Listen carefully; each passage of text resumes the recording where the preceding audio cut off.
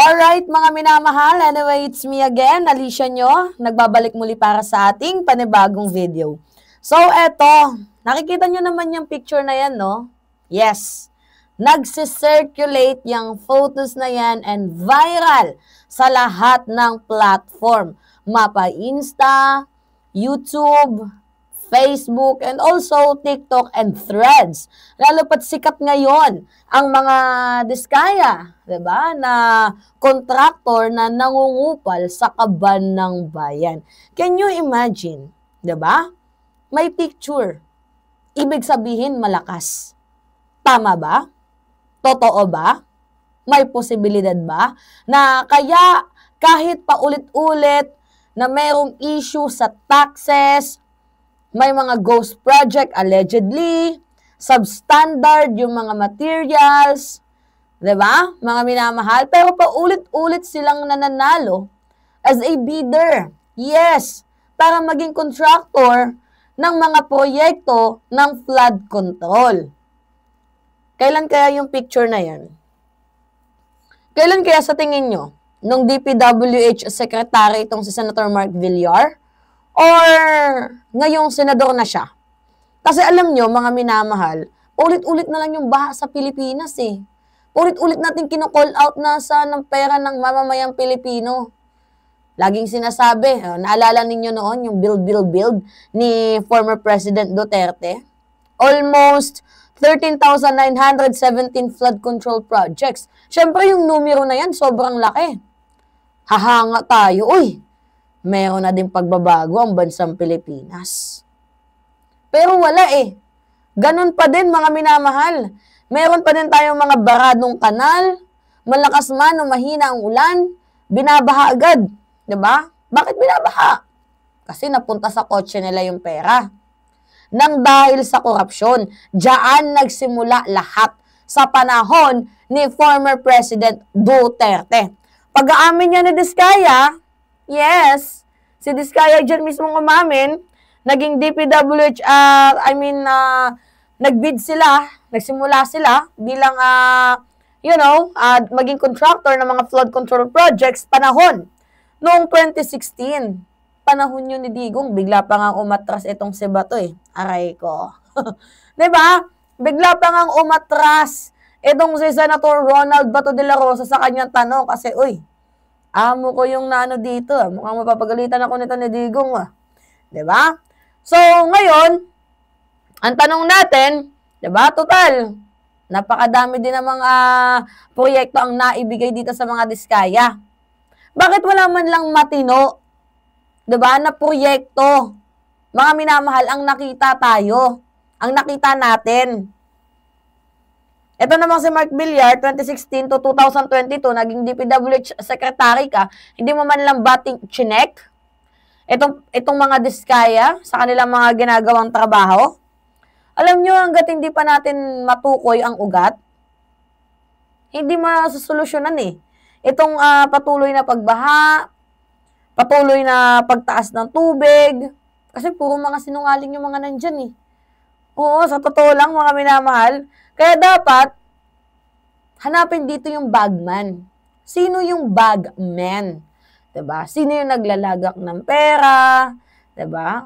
Kasi masyado nang masyado nang nagiging tawag dito, dagat ng Pilipinas kapag umuulan. Kawawa naman yung mga ordinaryong Pilipino. Diba? Sobrang kawawa. Kasi nagbabayad tayo ng tax, travel tax, lahat, may VAT. Diba? Tapos, wala man lang napupuntahan ang pera ng taong bayan. Diba? Tapos ngayon, itong si Diskaya, hugas kamay, wala daw siyang kilalang DE.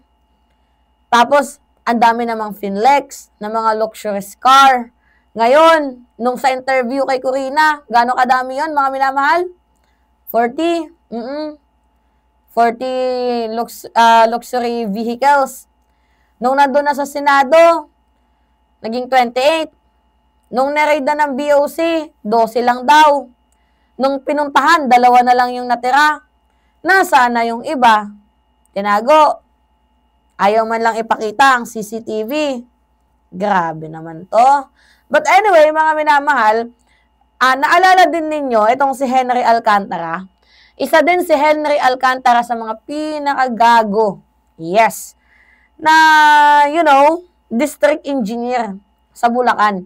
Kaya nga ang daming ghost projects eh. Ngayon, ano yung nangyari? Nabisto na meron daw district engineer na natatalo sa casino ng humigit 150 million sa isang gabi. So, doon din ba napunta yung flood control projects? Tapos, ang malala, ang nag-appoint, si Mark Villar, ng DPWH, secretary siya. Aray ko. Ang sakit sa bangs. Diba? See? So, kailan natin makakamit? Diba? Ang totoong pagsiservisyo sa ating bayan. Buti na nga lamang kinalampag ng administrasyon eh. Buti na lang may PBBM. Kinalampag silang lahat. Diba? Ngayon, mukhang maimbestigahan pa ata. Yung panahon ni Duterte. Dapat lang. Para nang malaman natin ang katotohanan. Diba? Baka mamaya makita din natin dyan si Bongo. Kasi hindi lang naman dapat mga DE ang pinupuna. Hindi lang naman mga contractor ang pinupuna. Parang naging sacrificial lamb na nga lang yan si Diskaya eh.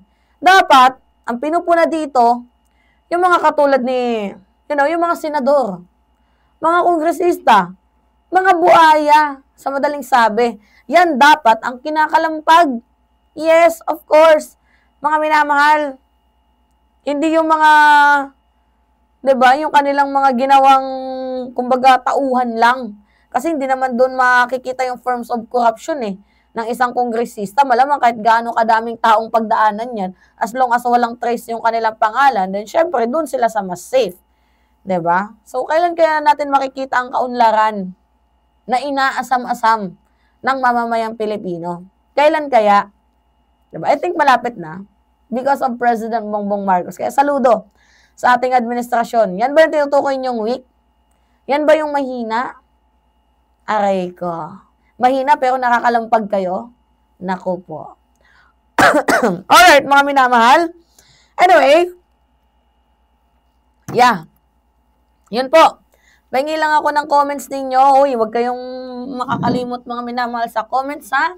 Tapos likes and also i-share ninyo sa kahit anong plataforma itong ating video para nang madaming nakakapanood at madaming nagiging aware. So, yun lamang po mga minamahal. Anyway, it's me again, Alicia nyo. Yes, nagbabalik muli para sa ating panibagong video. Maraming salamat at ingat mga kababayan.